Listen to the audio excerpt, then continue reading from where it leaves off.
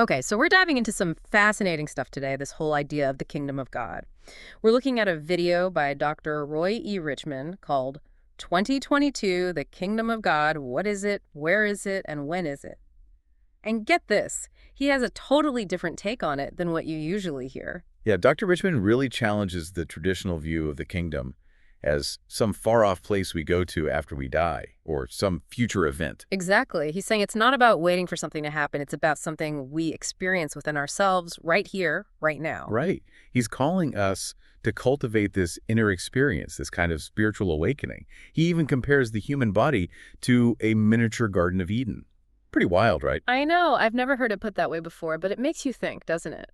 Like, what if that connection to something bigger than ourselves, that divine presence, what if it's not something we have to search for externally, but something we tap into from within? He talks a lot about spiritual awareness in that sense. He keeps mentioning the divine mind shining within. And he links that directly to overcoming things like fear and anxiety. Like, that's the key to finding peace, really tapping into that inner strength. It's almost like he's saying that instead of asking, where is God in all this mess, we become that peace, that source of strength in the midst of chaos. Yeah, exactly. He's not advocating for some kind of Pollyannish denial of reality, but for tapping into a wellspring of resilience that can't be shaken by external circumstances. So it's an inside-out kind of thing, right? It's not about changing our circumstances to find peace, but about finding that peace within ourselves first and then letting it radiate outwards. Exactly. It's about recognizing that true peace doesn't come from getting everything we want or avoiding all difficulties, but from that deep inner knowing of our connection to something larger than ourselves. And he uses this really cool metaphor of a submarine in a storm. Oh, yeah, finding peace by diving deeper into the ocean, right? Yes. Like, instead of getting tossed around by the waves on the surface, we can find stillness and stability by going deeper, by going within. It's about accessing a different dimension of ourselves, a dimension of peace and strength that's always present, even when our external world feels chaotic. He also talks about how the traditional way we interpret the Bible can sometimes hold us back from experiencing this. He points to Matthew 6.33, where it says, "Seek ye first the kingdom of God," and how some translations miss the mark. What's he getting at there? It's like he's saying, we often read that verse as a command to work for God's favor, to earn our way into the kingdom. But what if it's not about achieving something, but about remembering something? What if it's about recognizing the inherent worthiness we already possess simply by virtue of being human? It's like that unshakable faith we had as kids, you know? He uses the example of children just instinctively trusting their parents to take care of them. We don't usually question it. We just have that complete and total trust, right? Exactly. He's saying we all had that kind of pure, unwavering faith at one point, and it's about tapping back into that same kind of trust in a higher power, not blindly, but from a place of deep inner knowing. And he seems to be saying that's where we find true peace and rest. Not in external circumstances, but in that deep inner knowing of our connection to something bigger than ourselves. So instead of constantly looking outside ourselves for answers, for validation, for security, we can turn inwards. And that's where his interpretation of being born again gets really interesting, because he argues that a more accurate translation is to be born anew, emphasizing a shift in consciousness, a remembering of who we truly are. And how that awareness, that remembering, has implications for how we view resurrection. It's not just about the future. It's about experiencing the kingdom now. He's suggesting that sometimes the traditional emphasis on resurrection as the ultimate goal can actually overshadow the importance of experiencing the kingdom of God in this life. It's like he's saying, don't just wait for it, live it now. Right. And he doesn't shy away from the idea of resurrection, but he seems to be saying it's not just this far-off event. It's something we can experience, at least in part, in the here and now. It's about accessing a quality of being, a state of consciousness that's already within us.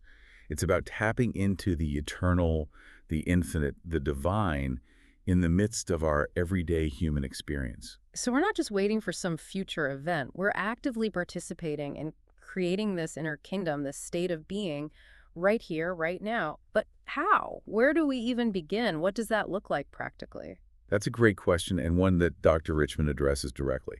One of the things he emphasizes is recognizing the Son of God, not just as Jesus, but as a spiritual center within each person. Okay, so not worshiping Jesus as the only Son of God, but recognizing that same divine spark, that same capacity for love, compassion, and connection within each and every one of us. Exactly. He's saying everyone has the potential to connect with the spiritual center, to experience the kingdom of God within. But he cautions, it's not always easy. There are things that can block us. And he uses a really interesting word to describe one of those blocks: avarice.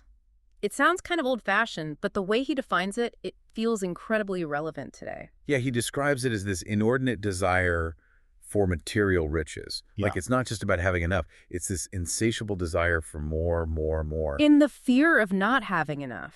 Right. The fear of scarcity, of loss. It's like we're constantly chasing something, always striving, never quite feeling satisfied. And he's saying that this constant striving, this avarice, actually traps us in a cycle of never having enough.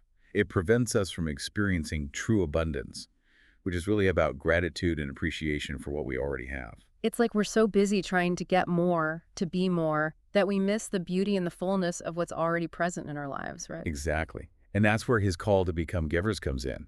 It's about shifting our focus from getting to giving, from scarcity to abundance. And he doesn't just mean giving money, right? He talks about giving our time, our energy, our love, our very lives to something larger than ourselves. Because when we start focusing on what we lack and start operating from a place of abundance, that's when we start to align ourselves with the principles of the kingdom of God. Exactly. It's not about denying our own needs or neglecting our responsibilities, but about approaching life from a place of generosity and service, rather than from a place of scarcity and fear. But what does that look like practically? I mean, we're not all out there building orphanages, right? So how does that translate into our everyday lives? It's about those small, everyday acts of kindness, compassion, and generosity. It's about being more mindful of the energy we bring to our interactions, asking ourselves, am I adding to the light or contributing to the darkness? Right, like even in our everyday conversations, are we speaking words that uplift and empower, or are we tearing others down? Exactly, and it's about becoming more aware of our own thoughts. He uses this phrase, casting down vain imaginations. It's like catching ourselves when we get stuck in negative thought patterns or limiting beliefs. Yes, because he's saying those thoughts, those beliefs, they have power. They shape our reality. So if we want to experience the peace and abundance of the kingdom of God, it has to start within our own minds and hearts. Exactly. And he ties this directly to the idea of true rest. He says, the true day of rest is the conscious awareness of universal peace that constitutes the kingdom of heaven. And it's available to us right now, not just in some distant future. So how do we access it? How do we cultivate this conscious awareness of universal peace when, let's face it, life often feels anything but peaceful? Well, Dr. Richmond suggests practices like meditation, quieting the mind, and listening for that still, small, quiet voice within. He even suggests that we can meditate while we sleep.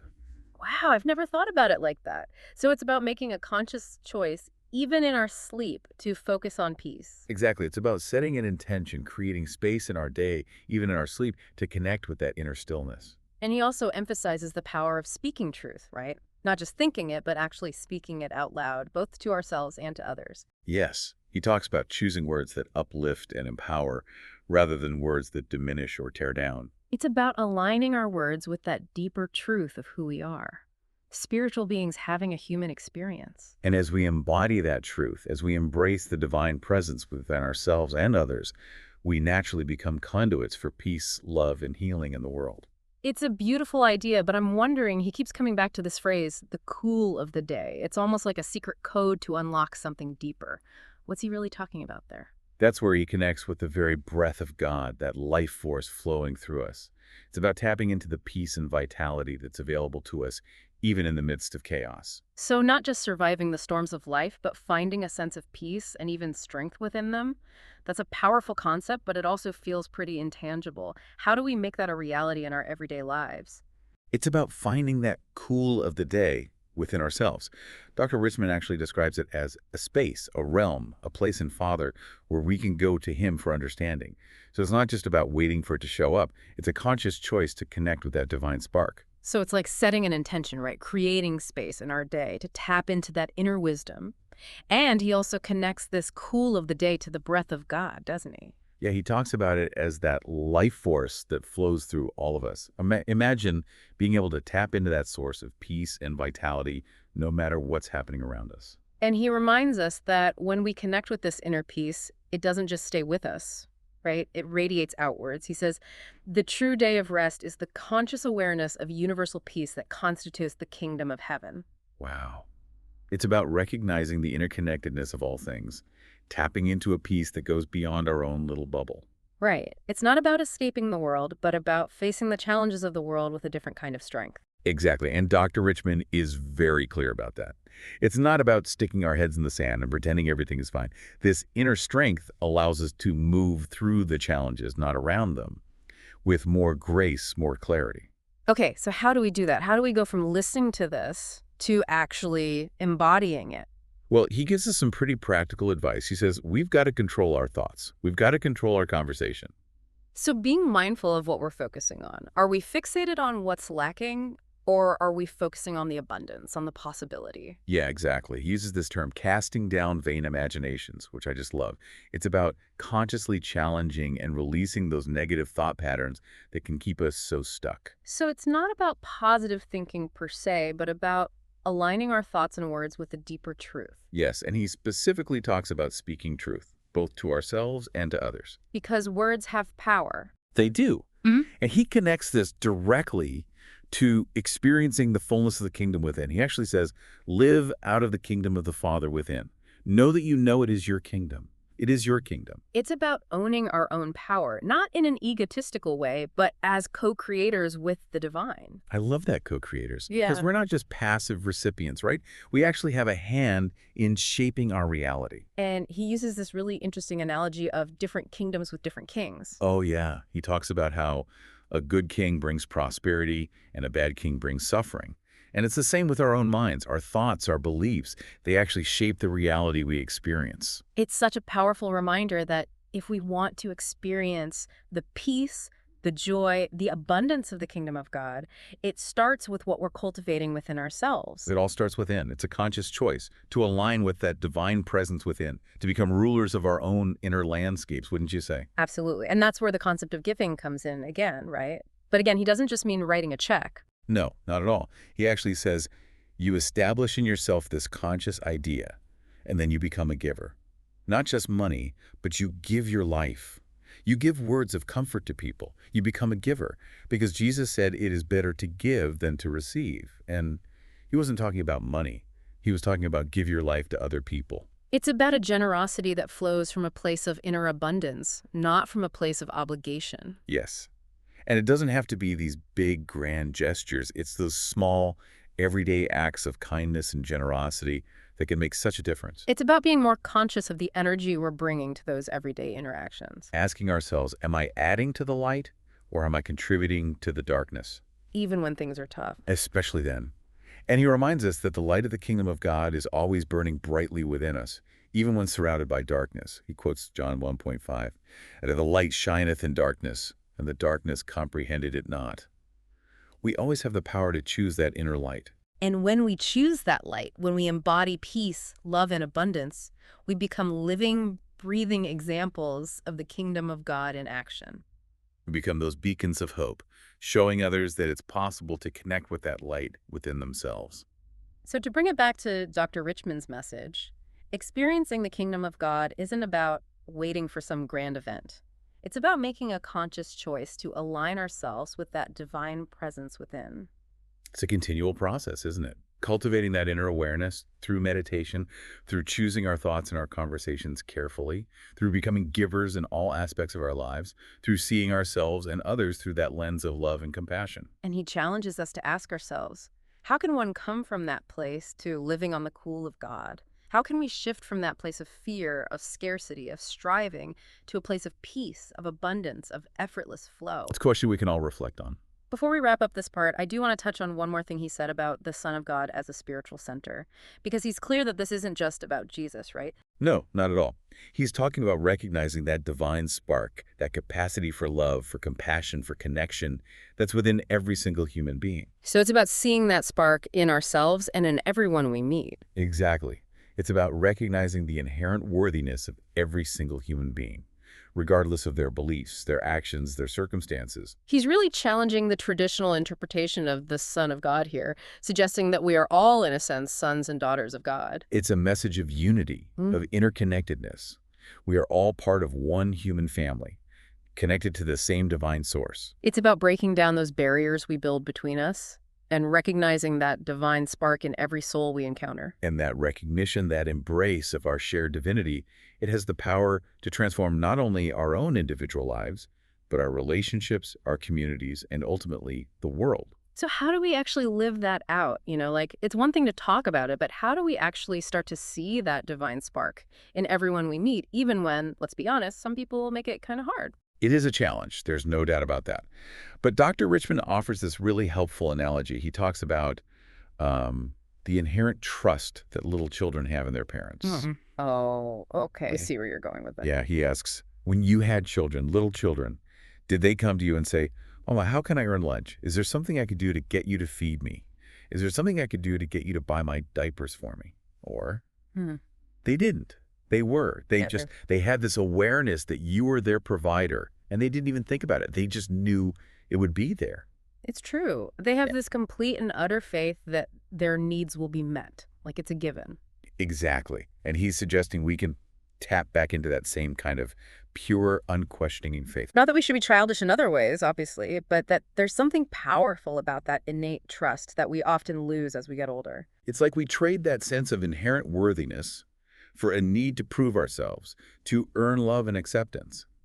But what if, just like those children, we could rest in the awareness that we are already whole and worthy, just as we are? I love that. It's about shifting from that scarcity mindset to an abundance mindset, both in how we view ourselves and how we view others. Precisely. And this isn't about spiritual bypassing, Yeah. It's not about denying the realities of life or pretending everything's perfect. Right. It's not about putting on rose-colored glasses. Exactly. It's about accessing a different kind of knowing, an inner source of peace and strength that's always available, even amidst the challenges, even amidst the messiness of life. Like, we're relearning how to access that true essence of who we are, that spiritual core that's always been there, underneath all the layers of conditioning and fear and doubt.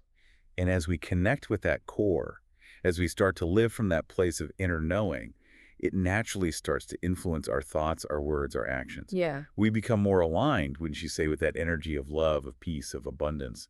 It's like we become walking, talking embodiments of the kingdom of God.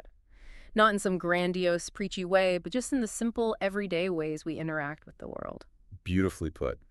And Dr. Richmond actually says something quite similar towards the end of his talk. He says, in conclusion, the kingdom of God, kingdom of heaven, cool the day, the mind of contact is all within us. And sadly, many people are wasting it because they're either trying to earn something or they're worrying about something or they're waiting for something to come someday. And let's not do that at all anymore. It's such a powerful call to action. To stop waiting and start living, to stop getting caught up in those illusions of fear and scarcity, and to step fully into the reality of our own inherent worthiness, our own connection to the divine. It's time to stop waiting for the kingdom to come and to start creating it right here, right now, in our own hearts and minds and in the world around us. What a powerful reminder. Thank you so much for taking this deep dive with us. We hope it's sparked a sense of wonder and possibility in your own life. And that it inspires you to continue exploring those depths within yourself. Because the kingdom of God is not a destination, it's a journey. And the most important step on that journey is the one we take within.